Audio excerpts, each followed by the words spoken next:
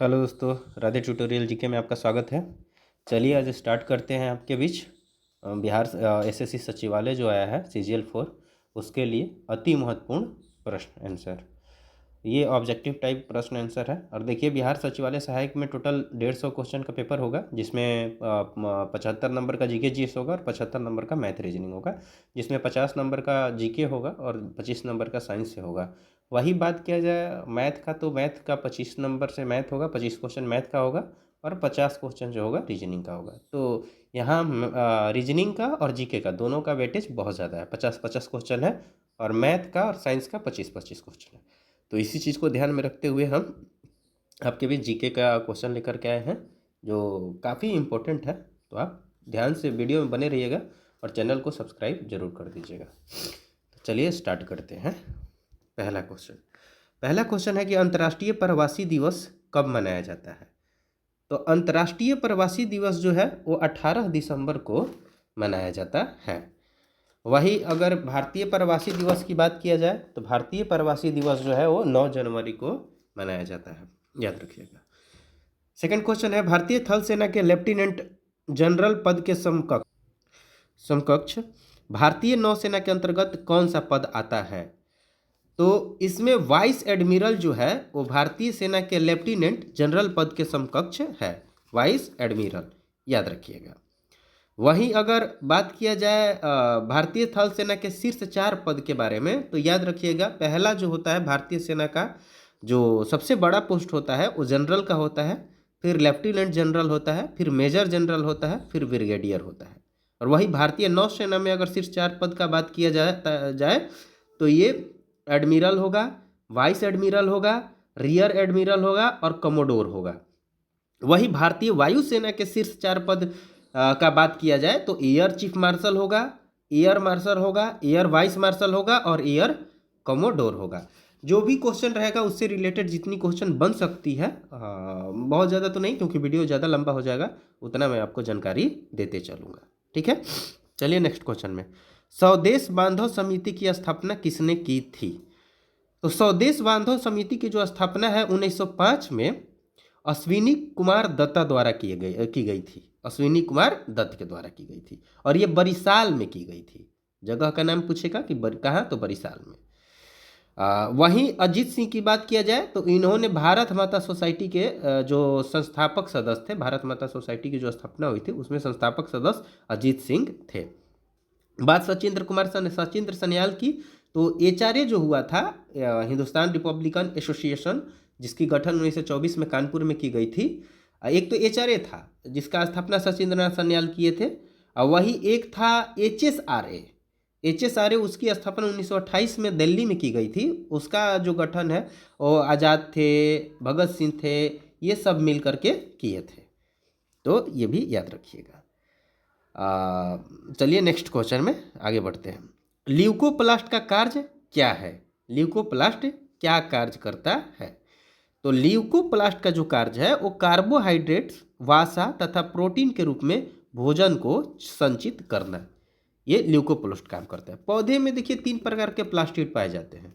पहला क्रोमोप्लास्ट जो रंग का निर्धारण करता है, दूसरा क्लोरोप्लास्ट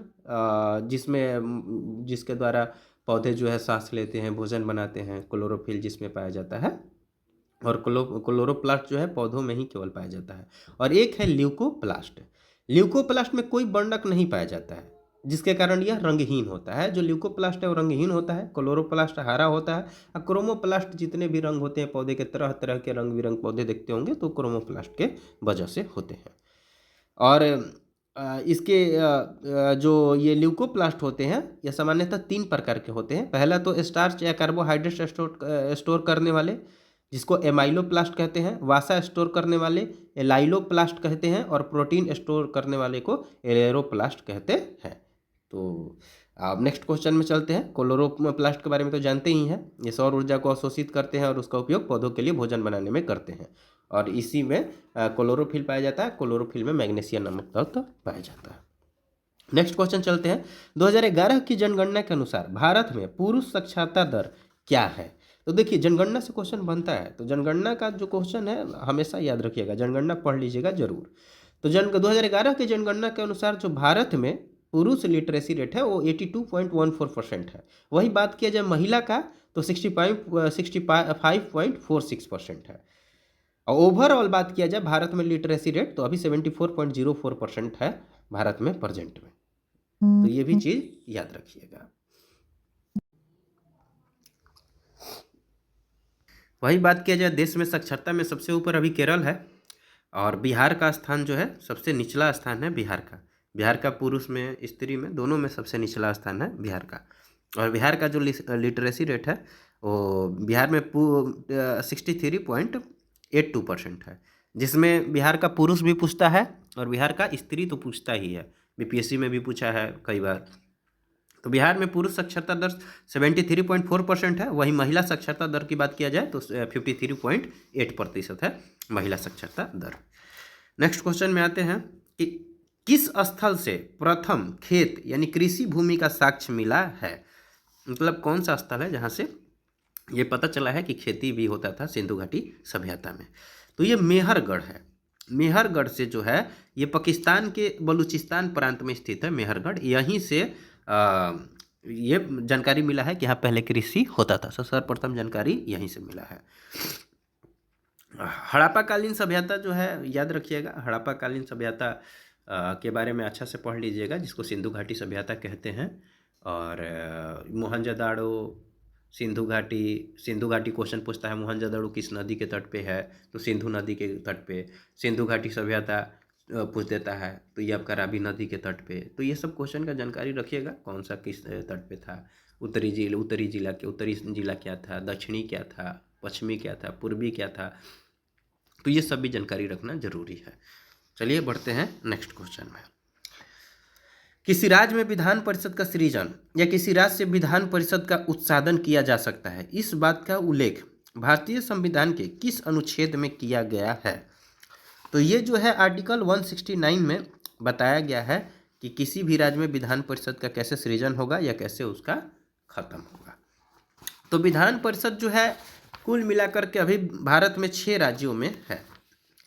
वो 6 राज्य हैं उत्तर प्रदेश, बिहार, महाराष्ट्र, आंध्र प्रदेश, कर्नाटक और तेलंगाना। ये 6 राज्य हैं जिसमें अभी आपको विधान परिषद देखने को मिलता है।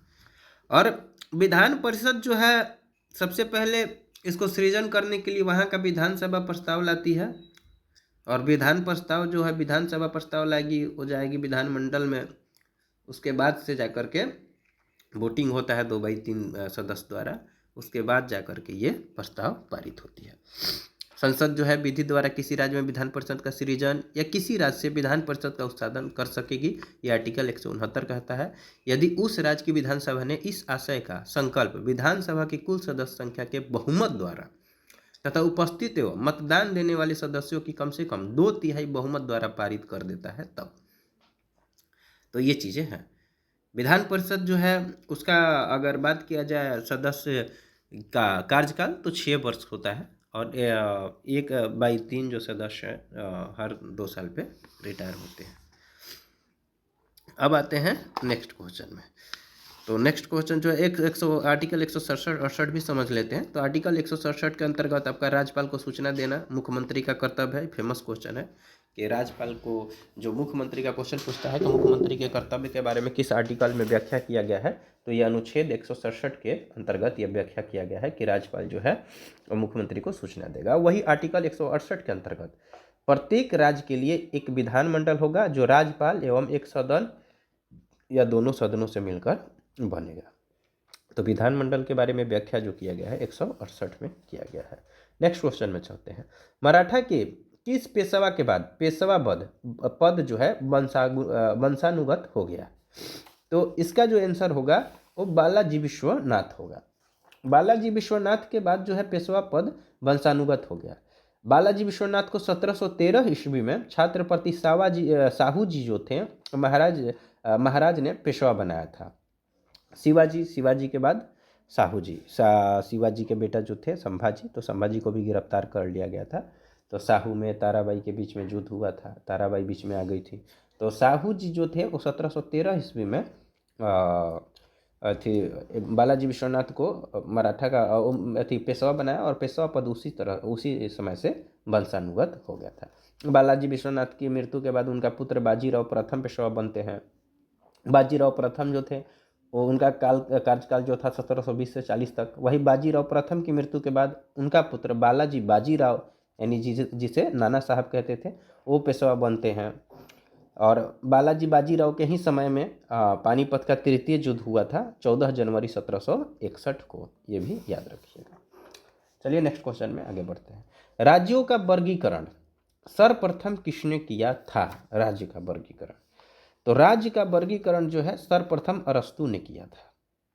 अरस्तु ने सर्वप्रथम शासक की संख्या के आधार पर सरकार का वर्गीकरण प्रस्तुत किया था कि कितने शासक की संख्या जितना होगा उसके अनुसार ये सरकार का नाम दिया जाएगा।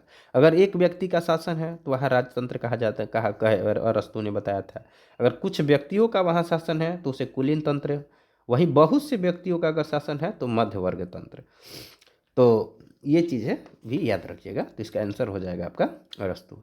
भारत में ग्रीष्मकालीन मानसून के प्रवाह की समान दिशा निम्न में से कौन सा है? तो भारत में ग्रीष्मकालीन जो मानसून के प्रवाह की दिशा है वो दक्षिण पश्चिम है, और दक्षिण पश्चिम मानसून में ही सर्वाधिक वर्षा होती है, ये भी याद रखिएगा। भारत के लगभग 75% जो वर्षा होती है दक्षिण पश्चिम मानसून की वजह से होती है। ग्रीष्मकालीन में दक्षिण पश्चिम मानसूनी जो पवन बहता है उसी के टाइम में होती है। दक्षिण पश्चिम मानसून को दो भागों में बांटा जाता है, पहला तो अरब सागर और दूसरा बंगाल की खाड़ी। भारत में मानसून सर्वप्रथम केरल के तट पर आती है। ग्रीष्म ऋतु में कुछ हवाएं चलती हैं जिनका नाम हमेशा पूछता है। पूर्वी भारत में बात किया जाए तो नॉर्वेस्टर, बंगाल में काल वैसाखी, और वही कर्नाटक में चेरी ब्लॉसम या कॉफ़ी वर्षा कहा जाता है, जबकि केरल में इन्हें आम वर्षा कहा जाता है। तो ये भी चीज़ आप ध्यान में रखिएगा। जब भी सेट प्रैक्टिस लगाने बैठिए तो एक कलम और एक कॉपी जरूर लेकर के रखिए। जो भी मैं एक्स्ट्रा फैक्ट बताऊंगा उसे आप नोट डाउन कर लीजिएगा। वही उत्तर पूर्व मानसून की बात किया जाए तो ये तमिलनाडु के तट पे ये उत्तर पूर्वी मानसून के द्वारा ही वर्षा होती है। जाड़े के दिनों में ये होती है, याद रखिएगा, जनवरी फरवरी के महीने में। उस टाइम क्या होता है कि सभी राज्य से वर्षा खत्म हो जाता है, लेकिन तमिलनाडु के दिनों में ये वर्षा उत्तर पूर्वी मानसून के कारण होता है। तो ये भी चीज़ याद रखिएगा, पूरा कोरोमंडल तट पे ही होता है। नेक्स्ट क्वेश्चन चलते हैं। नेक्स्ट क्वेश्चन जो है कि निम्नलिखित में से किसे विश्व के सर्वोच्च युद्ध क्षेत्र के रूप में जाना जाता है? विश्व के सर्वोच्च, तो ये सियाचिन ग्लेशियर जो है वो विश्व के सर्वोच्च युद्ध क्षेत्र के रूप में जाना जाता है। सियाचिन ग्लेशियर हिमालय के पूर्वी काराकोरम पर्वतमाला में भारत पाक नियंत्रण रेखा के आसपास स्थित है, और एक हिमानी है, मतलब बर्फ से ढका हुआ है, बर्फ है। और सियाचिन जो है 5 बड़े हिमानियों में सबसे बड़ा है, और विश्व की दूसरी सबसे बड़ा ग्लेशियर भी है सियाचिन। वही विश्व के सबसे बड़ा ग्लेशियर की बात किया जाए तो लैम्बर्ट फिशर है अंटार्कटिका में, और दूसरी सबसे बड़ी है सियाचिन, ये भी याद रखिएगा। नेक्स्ट क्वेश्चन में आते हैं। भारत में विधानसभा चुनाव में उपरोक्त में से कोई नहीं, यानी नोटा विकल्प का पहली बार इस्तेमाल कब किया गया था? बहुत लोगों को होता है कि कोई नेता हमें पसंद नहीं है तो हम नोटा दबाएंगे भाई, तो वही पूछ रहा है कि इसका उपयोग सर्वप्रथम कब किया गया था? तो विधानसभा के चुनाव में नोटा का उपयोग जो है सबसे पहले 2013 में किया गया था। 2013 में इसका किया गया था। नोटा का फुल फॉर्म होता है नॉन ऑफ द एबव। और नोटा के प्रावधान को 2013 में छत्तीसगढ़, मध्य प्रदेश, मिजोरम, राष्ट्रीय राजधानी क्षेत्र दिल्ली और राजस्थान के राज्य विधानसभा के आम चुनाव से ही लागू कर दिया गया। वहीं पे जो विधानसभा का चुनाव हुआ था उसी टाइम से इसका प्रयोग किया गया था। नेक्स्ट क्वेश्चन है आपका, आते हैं नेक्स्ट क्वेश्चन में। किस संविधान संशोधन द्वारा लोकसभा तथा विधानसभा की अवधि को 5 वर्ष के स्थान पे 6 वर्ष कर दी गई थी? तो ये भी फेमस क्वेश्चन है, इसके बारे में जानते हैं। तो 42वां संविधान संशोधन था। देखिए 44वां संविधान संशोधन हुआ, उसमें जो है 6 वर्ष किया गया था लोकसभा तथा विधानसभा की अवधि। लेकिन 42वां संविधान संशोधन जो है, जिसे मिनी कॉन्स्टिट्यूशन कहा जाता है, उसमें 6 वर्ष के जगह पे 5 वर्ष कर दी गई थी। और 42वां संविधान संशोधन में बहुत सारा काम हुआ था। ये 1976 में आया था। इसके तहत शिक्षा को भी समवर्ती सूची में लागू कर दिया गया था। तो ये भी चीज़ ध्यान में रखिएगा, और एक बार अच्छा से आप 42वां संविधान संशोधन, 44वां संविधान संशोधन जरूर पढ़ लीजिएगा, ये बहुत इससे क्वेश्चन आता है। अगर हम समझाएंगे पूरा तो बहुत बड़ा वीडियो हो जाएगा, तो इसलिए हम आपको बता दे रहे हैं अपने से भी मेहनत करना चाहिए, आपका खुद का मेहनत ज़्यादा बेहतर रहेगा। एथलीट फुट नामक रोग का कारक रोगाणु निम्न में से क्या है? तो एथलीट फुट जो है वो आपको कवक से होता है, फंगी से होता है। ये क्वेश्चन आपसे पूछता है हमेशा, कौन से रोग किस चीज़ से होता है, तो ये सब चीज़ जो है याद रखिएगा। ऐसे कुछ हम फेमस जो है वो बता दे रहे हैं आपसे। प्रोटोजोआ के कारण होने वाले रोग हैं पैरिया, कालाजार, मलेरिया, पेचिस, सोने की बीमारी, ये सब प्रोटोजोआ के द्वारा होती है। वही विषाणु के द्वारा होने वाले जो रोग हैं रेबीज, खसरा, herpes, meningitis, hepatitis, trachoma, polio, AIDS, चेचक, छोटी माता, डेंगू ज्वार, ये सब जो है विषाणु के द्वारा होने वाले रोग हैं। वही बात किया जाए जीवाणु के द्वारा होने वाले रोग यानी बैक्टीरिया द्वारा, तो टेटनस, कुष्ठ, सिफिलिस, डिप्थीरिया, हैजा, प्लेग, टाइफाइड, काली खांसी, ये सब जो हैं जीवाणु के कारण होने वाले रोग हैं। नेक्स्ट क्वेश्चन में आते हैं। निम्नलिखित में से कौन सी भाषा संविधान की 8वीं अनुसूची में सूचीबद्ध नहीं है? तो देखिए, संविधान की 8वीं अनुसूची में कुल मिला के 22 भाषाओं का उल्लेख मिलता है, और ये 22 भाषा जो है आपको हम बता दे रहे हैं कि इस तरह से है: असमिया, बंगला, बोडो, डोंगरी, गुजराती, हिंदी, कन्नड़, कश्मीरी, कोंकणी, मैथिली, मलयालम, मणिपुरी, मराठी, नेपाली, ओडिया, पंजाबी, संस्कृत, संथाली, सिंधी, तमिल, तेलुगु और उर्दू। मूल संविधान में जो है 14 भाषाओं का ही 8वीं अनुसूची में वर्णन किया गया है। जबकि वही बात किया जाए 21वीं संविधान संशोधन जब 1967 में किया गया तो उसमें एक सिंधी भाषा को जोड़ा गया। और ये मोस्ट इम्पोर्टेंट क्वेश्चन, इसको कर लीजिएगा, पूछता है कि 21वीं संविधान संशोधन में किस भाषा को जोड़ा गया था, तो सिंधी को। वही 71वीं संविधान संशोधन हुआ 1992 में, तो इसमें मणिपुर, कोंकणी और नेपाली को जोड़ा गया। हम इसको याद किए हैं MN से, मणिपुर, N से नेपाली, के से कोंकणी। वही 92वें संविधान संशोधन जब 2003 में हुआ तो उसके द्वारा बोडो, मैथिली, संथाली और डोगरी, MSDB से हम इसको याद किए हैं। M से मैथिली, S से संथाली, D से डोगरी, B से बोडो, तो जोड़ा गया। तो याद रखिएगा, 21वीं संविधान संशोधन के तहत सिंधी भाषा को, 71वीं संविधान संशोधन के तहत मणिपुर, नेपाली, कोंकणी भाषा को 1992 में, और 92वें संविधान संशोधन जो 2003 में हुआ मैथिली, संथाली, डोंगरी और बोडो को जोड़ा गया था। इस तरह से कुल मिलाकर के 22 भाषा अपने संविधान में है। तो राजस्थानी भाषा जो है इसका आंसर हो जाएगा। राजस्थानी को 8वीं सूची में सूचीबद्ध नहीं किया गया, 8वीं अनुसूची में। निम्न में से किस देश का बंटवारा विभिन्न राष्ट्रों के हाथों में किया गया, जिस बंटवारे को तरबूज का बंटवारा कहा गया? ठीक है, तो इसका जो आंसर हो जाएगा चीन हो जाएगा। सेल्यूलोज निम्न में किसका उदाहरण है? सेल्यूलोज किसका उदाहरण है? तो सेल्यूलोज जो है वो पॉलीसेकेराइड का उदाहरण है। कार्बोहाइड्रेट को मोटे तौर पर 3 भागों में बांटा जाता है, याद रखिएगा। 3 वर्ग हैं, मोनोसेकेराइड, डाइसेकेराइड और पॉलीसेकेराइड। मोनो सबसे सरल शर्करा होता है, ये भी क्वेश्चन पूछता है, मोनो डाई, कौन मोनो है, कौन डाई है, कौन पॉली है। तो मोनो के अंतर्गत 3 या 3 से ज़्यादा कार्बन अणु होते हैं। राइबोज हो गया, डीऑक्सीराइबोज हो गया, ग्लूकोज हो गया, फ्रुक्टोज हो गया, वही गैलेक्टोज हो गया। तो ये सब मोनोसेकेराइड है। बात किया जाए डाइसेकेराइड का, तो इसमें 2 मोनोसेकेराइड को जोड़ करके डाइसेकेराइड बनाया जाता है। जैसे ग्लूकोज प्लस माल्टोज को ग्लूकोज प्लस ग्लूकोज, अगर 2 बार ग्लूकोज को मिलाते हैं तो माल्टोज बनता है। वही लैक्टोज, तो 1 बार ग्लूकोज और 1 बार गैलेक्टोज को मिलाएंगे तो लैक्टोज बनेगा। वही बात किया जाए सुक्रोज, तो सुक्रोज ग्लूकोज और फ्रुक्टोज को जब जोड़ेंगे तो सुक्रोज बनेगा। तो ये भी पूछता है क्वेश्चन। वही पॉलीसेकेराइड की बात किया जाए तो ये बहुत सारी मोनोसेकेराइड इकाइयों के जुड़ने से बनती है। तो इसके अंतर्गत मंड आएगा, स्टार्च आएगा, ग्लाइकोजेन आएगा, सेल्यूलोज आएगा। मंड को ही स्टार्च बोलते हैं, तो ये आता है, ग्लाइकोजेन आता है और सेल्यूलोज आता है। तो ये सब पॉलीसेकेराइड है, ये भी चीज़ याद रखिए। नेक्स्ट क्वेश्चन है, भारतीय संविधान के अनुच्छेद भारतीय संविधान के किस अनुच्छेद के अंतर्गत हिंदी को संघ की राजकीय राजभाषा घोषित किया गया? ये बहुत फेमस क्वेश्चन है, ये भी VVI कर लीजिएगा। तो आर्टिकल 343 के अंतर्गत हिंदी को संघ की राजभाषा घोषित किया गया था। ठीक है, इसमें कहा गया कि संघ की राजभाषा हिंदी और लिपि देवनागरी होगी। ठीक है, ये इसका उल्लेख है। तो आर्टिकल 343। आगे बढ़ते हैं। नेक्स्ट क्वेश्चन जो है आपका, और एक और इससे रिलेटेड क्वेश्चन पूछता है कि जो आर्टिकल 350 के क में प्राथमिक स्तर पर मातृभाषा में शिक्षा की सुविधा उपलब्ध कराने का उल्लेख है।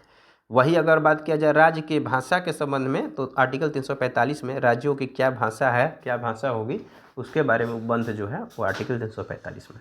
तो याद रखिएगा 343 जो है वो राज्य भाषा अपने हिंदी के बारे में व्याख्या किया गया है। 345 जो है राज्यों की क्या भाषा होगी उसके बारे में व्याख्या किया गया है। वही 350 का जो क है, जो इसको जो है प्राथमिक स्तर पर मातृभाषा में शिक्षा की सुविधा उपलब्ध कराने का उल्लेख इसमें मिलता है 350 के क में। तो इसका आंसर जो हो जाएगा 343 हो जाएगा। निम्न दिए गए धातुओं में कौन सबसे कम अभिक्रियाशील है? मतलब कौन सा है जो सबसे कम रिएक्टेंट है? तो देखिए इसमें सबसे कम जो है जिंक होगा। इसका जो क्रम है वो याद रखिएगा। हम तो याद किए पोसो, कैमो, एलजी, इरिटी। पोस से पोटेशियम, सो से पोसो, सो से सोडियम, के से कैल्शियम, कैमो में से मैग्नीशियम, एलजी तो एल्युमिनियम, जिंक, इरिटी तो ई से आयरन, इरिटी आयरन, और टी से टीन तो iron, lead, hydrogen, copper, mercury, silver, gold. तो वैसे एक बार बता देते हैं, पोटेशियम सबसे अभिक्रियाशील, उसके बाद सोडियम, फिर कैल्शियम, फिर मैग्नीशियम, फिर एल्युमिनियम, फिर zinc, ferrous, lead, hydrogen, copper, mercury, silver और गोल्ड। ये चीज़ याद रखिएगा इसका क्रम। तो इसका जो आंसर हो जाएगा जिंक हो जाएगा। लॉफर कर्व का संबंध दर्शाता है। लॉफर कर्व जो है वो संबंध दर्शाता है किसके किसके बीच में? तो लॉफर कर्व जो है ये कर दर और राजस्व के बीच का संबंध है। जो रेट कर दर है और राजस्व के बीच का संबंध लॉफर दर्शाता है। अगर आप वीडियो को लास्ट तक देखे हैं तो आप इस क्वेश्चन का ज़रूर आंसर दीजिएगा। स्वदेश बांधो समिति की स्थापना किसने की थी, इसका आप कमेंट बॉक्स में आंसर दे दीजिएगा। और दूसरा जो ल्यूकोप्लास्ट है इसका कार्य निम्न में से क्या है, इस दोनों का आंसर आप कमेंट बॉक्स में ज़रूर दीजिएगा। Thank you. चैनल को सब्सक्राइब कर लीजिएगा और वीडियो को लाइक कीजिएगा और ज़्यादा से ज़्यादा शेयर कीजिएगा। धन्यवाद।